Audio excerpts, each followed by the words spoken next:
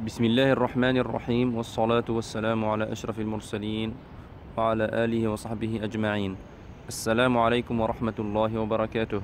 Bienvenue dans cette nouvelle vidéo de Le Coran pour tous, dans la correction de la récitation de Al-Qur'an Al-Karim.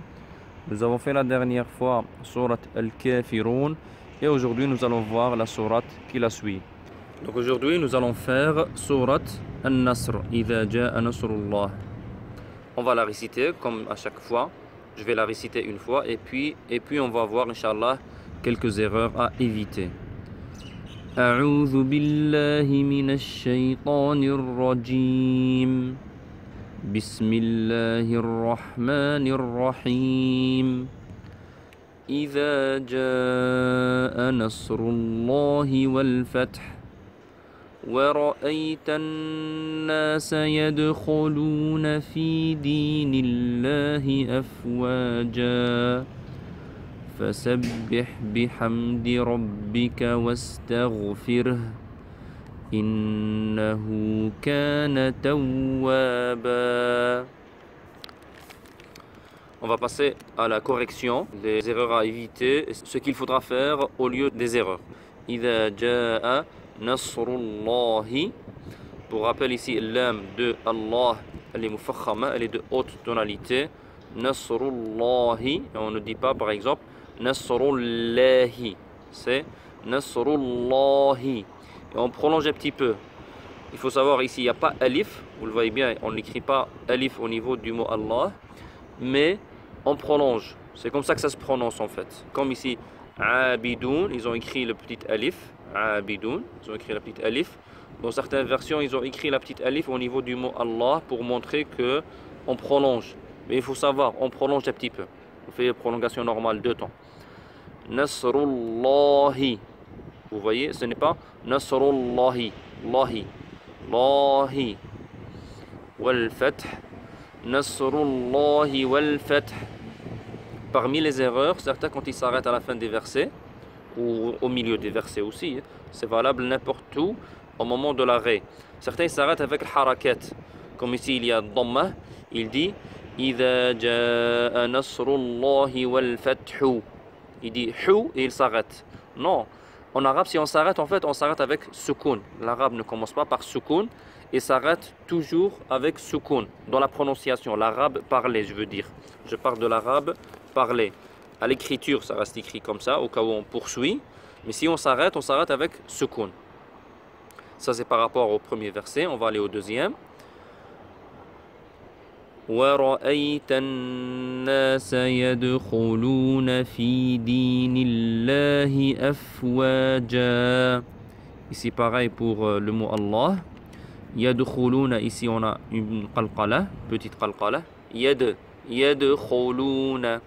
Vous voyez, on ne fait pas yadkhuluna, yadkhou. Del, c'est comme si on l'entend pas en fait. Yad, on fait qalqala sur del. Yadkhuluna fi dinillahi afwaja.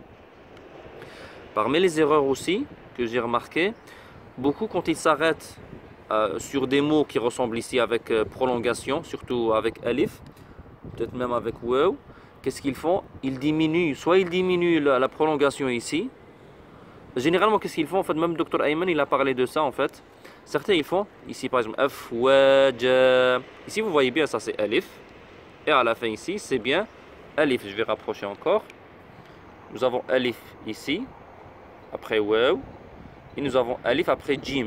La durée des deux, ça doit être égal. C'est une alif. Je ne sais pas, enfin on ne sait pas pourquoi il y a une différence chez certains, ou beaucoup même. Qu'est-ce qu'ils font? Afwaja, par exemple. Fi dinillahi afwaja, pour montrer l'arrêt. Non, ça on ne le fait pas.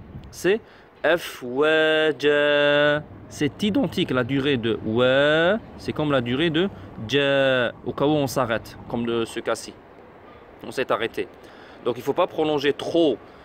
Ici, waw par exemple avec alif et raccourcir jim avec fatha. Donc quand on s'arrête, ça devient comme fatha. Mais réellement, c'est jim suivi par alif prolongé. Afwaja. Ça c'est pour le deuxième verset. Pour le troisième et le dernier verset, Fasabbih bihamdi. Si vous voyez, c'est ba et ha. Ça, c'est le point pour ba qui est au-dessus. Et ça, c'est la lettre ha. Bihamdi. Rabbika. Rabbika, c'est la même remarque que j'avais parlé la dernière fois. On l'a vu dans Surat An-Nas. Ici. Qul a'udhu bi rabbin nas. Rabbi. Vous vous rappelez, on a dit Shadda. Si vous ne l'avez pas vu, vous pouvez y revenir sur la correction de Surat An-Nas. Donc la même chose pour ici. Fasabbih bihamdi rabbika. Shadda, il faut la marquer normalement sans trop insister ni la raccourcir. Donc la plupart, ce que j'ai entendu, ils font trop court en fait. Shadda, ils font légère. C'est comme s'il n'y a pas Shadda. Bihamdi rabbika. Bihamdi rabbika wastaghfir. Wastaghfir. Ici, ça c'est la lettre, vous le connaissez, c'est Rain. Et ce n'est pas Kha. Beaucoup savent bien que c'est Rain, mais quand ils prononcent, ça se mélange avec Kha. Donc il faut savoir que le point de sortie de Rain et Kha, ils sont très, très proches. C'est quasi le même en fait. Mais il ne faut pas mélanger dans le son. Il ne faut pas dire wastaghfir. Non, c'est wastaghfir. Ici c'est Rain. Wastaghfir. Innahu. Rappelez-vous, nous avec Shadda dans le Coran, on reste un petit peu plus longtemps. Innahu kana tawwa. Ici c'est Shadda sur waw, il faut bien le montrer, sans trop abuser ni faire trop court. Innahu kana tawwaba.